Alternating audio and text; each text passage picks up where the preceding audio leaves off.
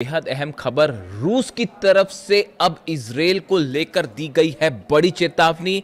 और रूस ने ग्रेटर इजराइल का जो विचारधारा है, जो कॉन्सेप्ट है, उसको पूरे मुस्लिम देशों के लिए ही नहीं बल्कि पूरे मिडिल ईस्ट के लिए खतरनाक बताया है। और सीधा सीधा जो है इसे वार्निंग माना जा रहा है इजराइल के लिए, और इसके साथ ही मुस्लिम देशों के लिए एक बड़ी नसीहत की तौर पर देखा जा रहा है कि कैसे ग्रेटर इजराइल का कॉन्सेप्ट पूरे मिडिल ईस्ट को तबाह कर सकता है। देखिए, इस वक्त की सबसे बड़ी खबर, जिस तरह से ईरान ने जंग में अमेरिका और इजराइल को हराया है, उसके बाद पूरे मिडिल ईस्ट में शक्ति के समीकरण बदल गए हैं। और अब जितने मुस्लिम देश हैं, इस्लामिक देश हैं, इनका नया बॉस बनकर उभरा है ईरान, बड़ा भाई बनकर उभर रहा है ईरान। देखिए, हम आपको बताएंगे कैसे इस्लामिक देश जो हैं वो अब इस बात को स्वीकार कर चुके हैं कि मिडिल ईस्ट में अब ईरान सबसे शक्तिशाली देश होगा, और अगर उनकी रक्षा कोई कर सकता है तो वो ईरान कर सकता है, अमेरिका नहीं। देखिए, अजरबैजान में ओआईसी यानी ऑर्गेनाइजेशन ऑफ इस्लामिक कोऑपरेशन की बैठक हो रही है।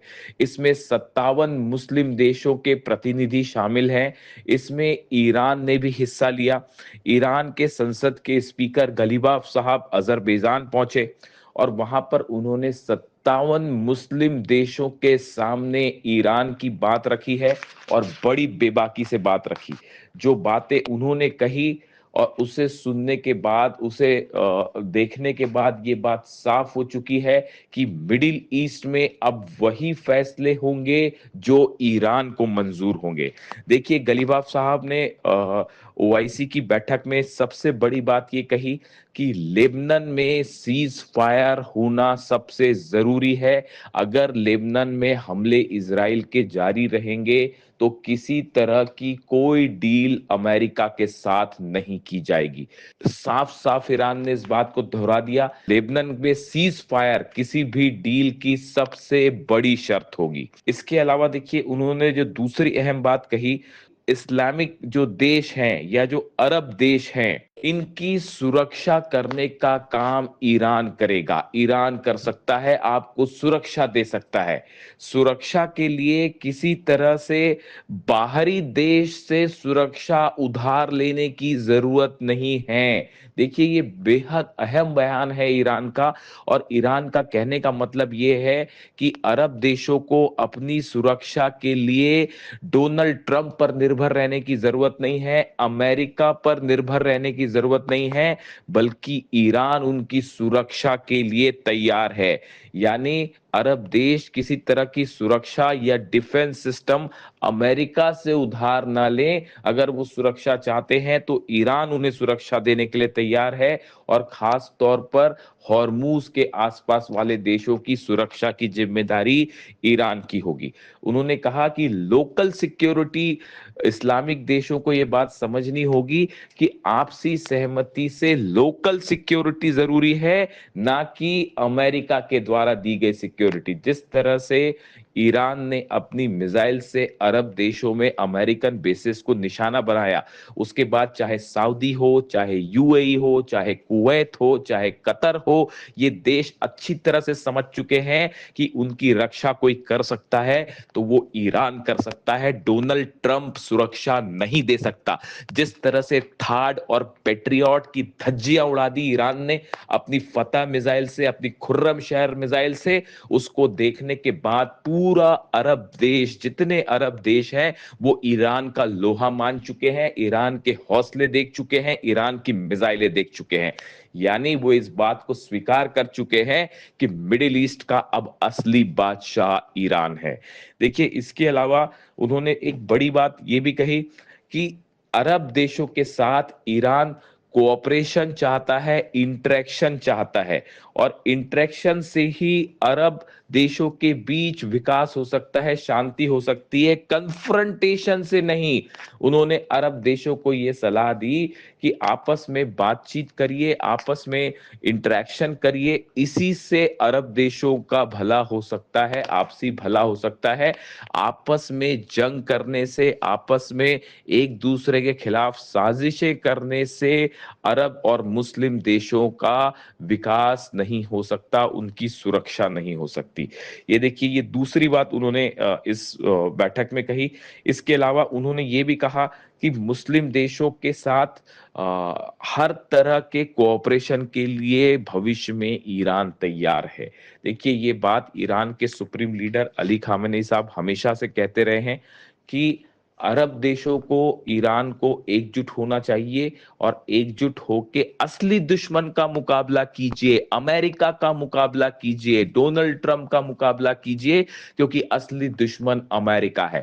ये बात अली खामेनी साहब 1980 के दशक से कहते आए, और आखिरी वक्त तक उन्होंने ये बात कही कि अरब और ईरान सब देशों को एकजुट होना चाहिए और असली दुश्मन को पहचान कर उससे लड़ाई करनी चाहिए। अमेरिका हमेशा अरब और ईरान के बीच फूट डालकर राज करना चाहता है।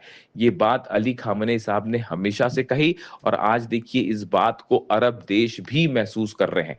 यानी ओआईसी देशों की जो बैठक चल रही है, ऑर्गेनाइजेशन ऑफ इस्लामिक कोऑपरेशन, इसमें जितने मुस्लिम देश हैं, अरब देश हैं, सभी ने ये बात स्वीकार कर ली है अब कि ईरान जो है वो मिडिल ईस्ट का एक ऐसा शक्तिशाली देश बन चुका है जिसके खिलाफ जाने की हिम्मत कोई नहीं कर सकता। देखिए, ये पहला साइन है इस बात का कि अब मिडिल ईस्ट का, मुस्लिम देशों का असली बॉस अगर कोई है तो वो ईरान है, ना कि डोनाल्ड ट्रंप। देखिए, ये एक ऐसा डेवलपमेंट हुआ है जिसने सारे समीकरण बदल के रख दिए हैं। देखिए, तीन अहम खबरें इसके अलावा और है।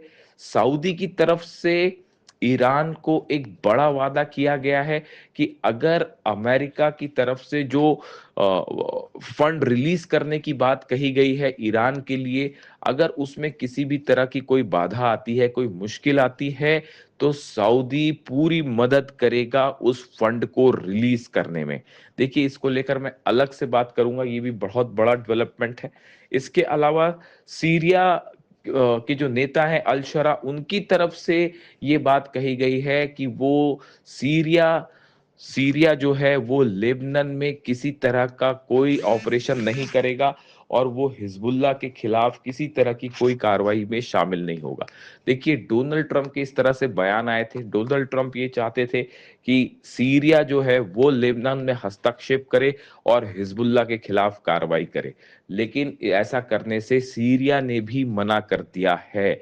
यानी ये माना जा रहा है कि एक बार फिर सीरिया ने ये बात साफ कर दी है कि वो हिजबुल्लाह के खिलाफ कार्रवाई करके किसी तरह की दुश्मनी ईरान से मोल नहीं लेगा, नहीं लेना चाहता।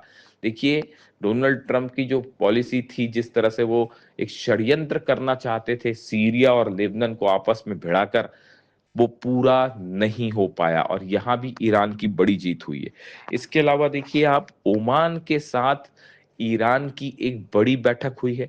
जिस तरह से ये विवाद चल रहा है अमेरिका और ईरान के बीच कि हॉर्मूज का एडमिनिस्ट्रेशन आगे कैसे होगा, क्या किसी तरह का सर्विस टैक्स ईरान वसूलेगा हॉर्मूज से, इसको लेकर अमेरिका और ईरान की अलग अलग राय है, खास तौर पर डील के मामले में। ऐसे में एक बड़ी बैठक हुई है ओमान के अधिकारियों की ईरान के साथ, और इस बैठक में ओमान इस बात को लेकर तैयार हो गया है कि ईरान के साथ मिलकर आने वाले वक्त में हॉर्मूज का मैनेजमेंट किया जाएगा, हॉर्मूज पर नियंत्रण रखा जाएगा, और हॉर्मूज में जहाजों को गुजरने के नए नियम बनाए जाएंगे। यानी डोनाल्ड ट्रंप की तमाम धमकियां दी गई ओमान को, ओमान की लीडरशिप को, लेकिन ओमान अमेरिका के सामने नहीं झुका और ईरान का के साथ खड़ा हो गया है मजबूती के साथ कि आने वाले समय में कैसे हॉर्मूज पर कंट्रोल रखा जाएगा और नए नियम बनाए जाएंगे। यानी आप देखिए जितने अरब देश हैं वो धीरे धीरे अमेरिका का साथ छोड़ते जा रहे हैं। चाहे सऊदी हो, चाहे यूएई हो, हर देश ये समझ रहा है कि अब नया सूरज मिडिल ईस्ट का ईरान है और उगते सूरज को हर कोई सलाम करता है। यही दुनिया की रीत है जो हजारों सालों से चली आई है। अब देखिए मामला ये है, जितने अरब देश हैं वो ट्रंप की बातों को स्वीकार करने को राजी नहीं है। चाहे वो अब्राहम एकॉर्ड हो, चाहे वो हॉर्मूज का मामला हो, चाहे वो जंग का मामला हो, चाहे वो अमेरिका के प्लेन्स को अपना एयर स्पेस देने का मामला हो, इन सब मामलों में ईरान भारी पड़ता दिखाई दे रहा है।